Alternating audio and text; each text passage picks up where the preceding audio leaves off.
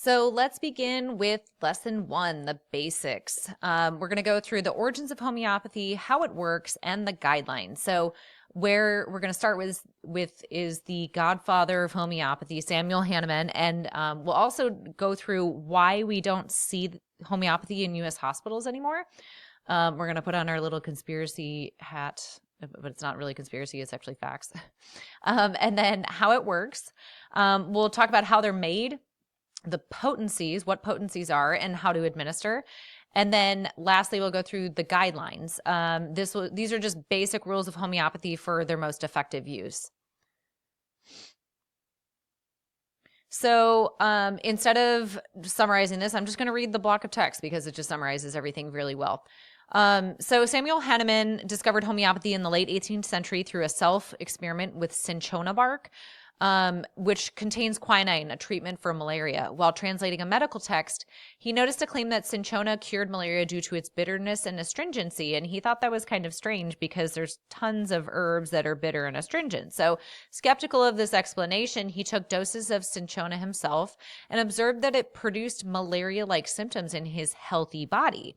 So he kind of put two and two together, and he realized this led him to formulate the law of similars. The idea that like cures like. In other words, a substance that causes symptoms in a healthy person can treat similar symptoms in a sick person. And so I like to use the idea of poison ivy. We all know poison ivy, what it does. It gives us like this red, itchy, inflamed rash whenever we touch it. And so poison ivy in its homeopathic form is called rhus tox. And so when we take rhus tox, it's indicated when we have something like when we are exposed to poison ivy. So if we have some sort of illness that's giving us this red, itchy, yucky, rash all over our body, we would try rhus tox. What's also interesting is that you can use rhus tox for arthritis. So because it has that like inflammation, like you have inflammation from having, like that red itchy rash on your body, it can also treat things like that. So what I like about homeopathy too is that it's very broad. There's so many things that you can use one remedy for. And that's where I think some people may get a little overwhelmed because they're like, well, there's like 50 remedies for a cold. Like, which one am I supposed to pick? And like I said, at the beginning of the intro, that don't get overwhelmed. This is going to be a lot of information. This is where AI is going to be critical for us to kind of differentiate between what we're supposed to use and, getting to that right answer. So another thing I really, and this speaks exactly to what I was just mentioning. So we're talking about treating the whole person with homeopathy. And what we definitely want to focus on are the symptoms.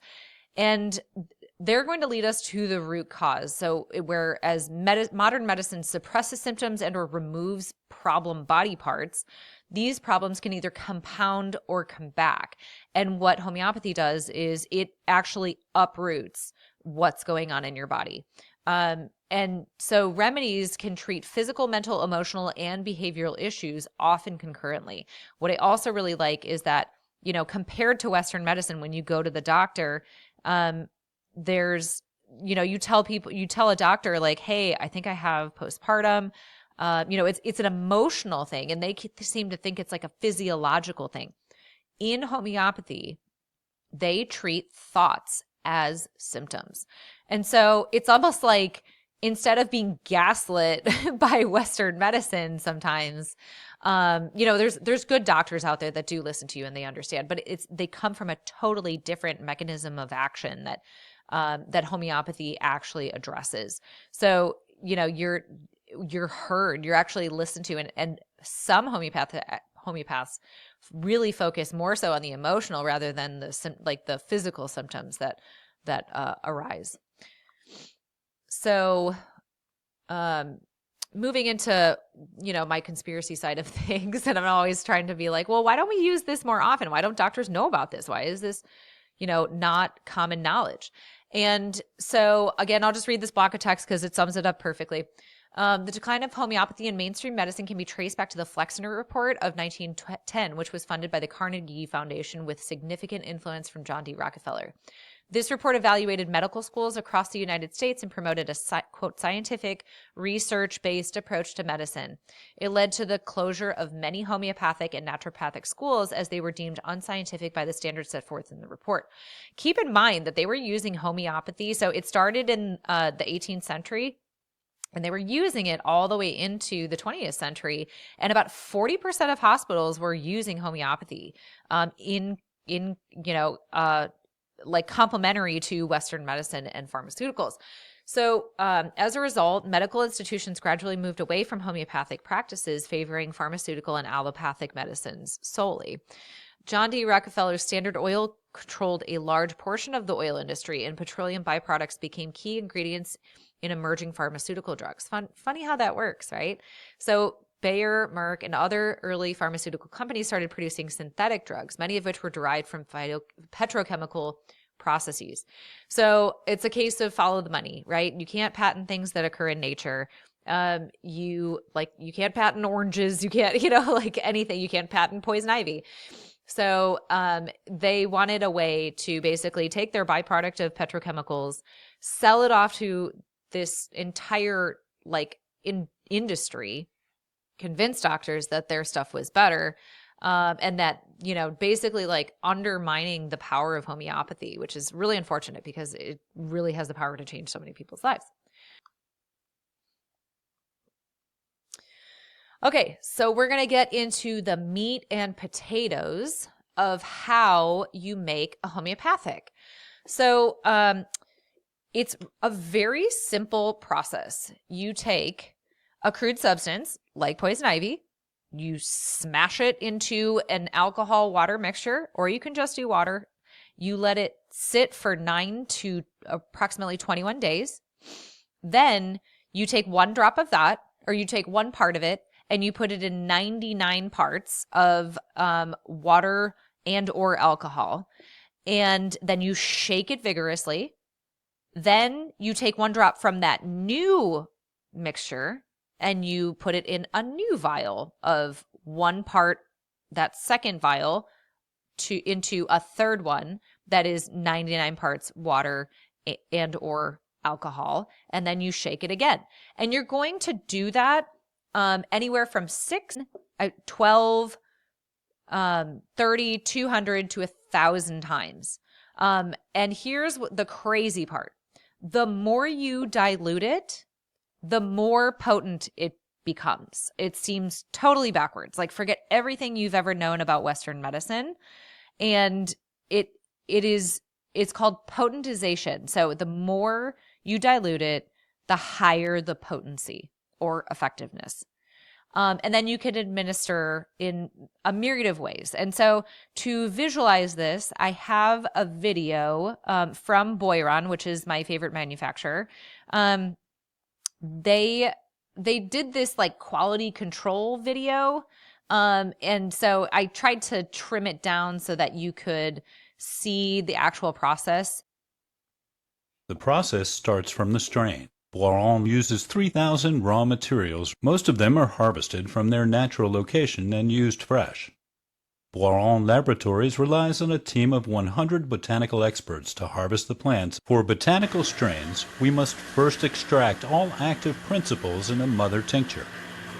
After being chopped up, the plants soak in a hydroalcoholic solution in stainless steel drums. The maceration lasts between 15 and 21 days. Then, hydraulic presses separate the mother tincture from the plant's solid residue. Once the homeopathic mother tincture or the first liquid dilution is obtained, one can start the dilution process. To do this, 1 part of mother tincture is diluted in 99 parts of hydroalcoholic solution. The liquid is then vigorously shaken in a calibrated device. This process is called succussion. The result is called 1C. It is then repeated to prepare the recurring dilutions, 30 times for instance, to get a 30C. Homeopathic medicine's neutral form is most often pellets. Multi-dose tubes contain large pellets or granules, and unit-dose tubes small pellets or globules. Pellets are manufactured from crystals of lactose on which sucrose powder and syrup are successively sprayed in rotating turbines. This is a complex and lengthy operation taking 13 days to grow globules and 3 more days to grow granules.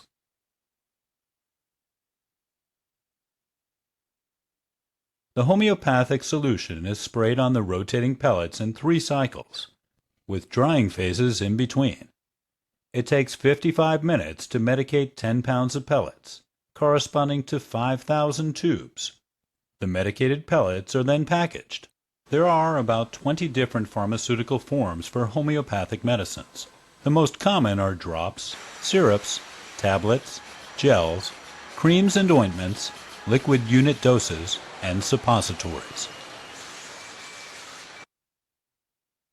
So that gives you a rundown of basically how they're made. So they put them, they create a tincture, then they take one part, add it to 99, take one part from that, they shake it, take one part from that. So like I said, hopefully this visual helps. I will put the entire video because it talks about the quality that Boiron has. Like I said, I trimmed this down so that we could just get the gist of the process. But they do have very high quality standards. And no, I'm not a salesperson for them, but I just really found that theirs is the most effective. So guidelines for best use. There are some just minor things to remember as you're, thinking about using the actual remedies. So the first is you want to avoid touching the outside of the pills. As the video mentioned, they put the remedy on the outside of the sugar pills. So if you touch them, the oil on your hands can kind of get rid of that remedy. And so you just want to make sure that you're getting the most effective dose that you can. And so generally, when you use the pills, you put it directly under the tongue. Don't eat, drink, or brush teeth within an hour of taking a remedy. Some say you can do it less. I think if you're using like a minty toothpaste, which can counteract some of the property or can even like totally antidote it, I give myself plenty of space between that. And as I said, there are certain things that can antidote it, and those are mint, tea tree oil, camphor, and coffee. So if I'm taking a remedy that is for like a chronic issue, I generally take that much later after my morning coffee. If you don't see any effects in 3 to 4 doses, you try something else. And that goes for even acute things. And in the next lesson, we'll get into acute versus chronic when we talk about the different schools of thought and how to approach that. And like I said, most remedies cover a wide spectrum of symptoms. So like when you go and you order, like let's say, the AI tells you to go and order a certain remedy and you go on Amazon and you see that the Boiron package has, oh, this is indicated for headaches, but you're like, well, I need it for a rash. Like, is this the right? Believe me, you've got the right one. It can seem overwhelming, but they can cover a wide spectrum.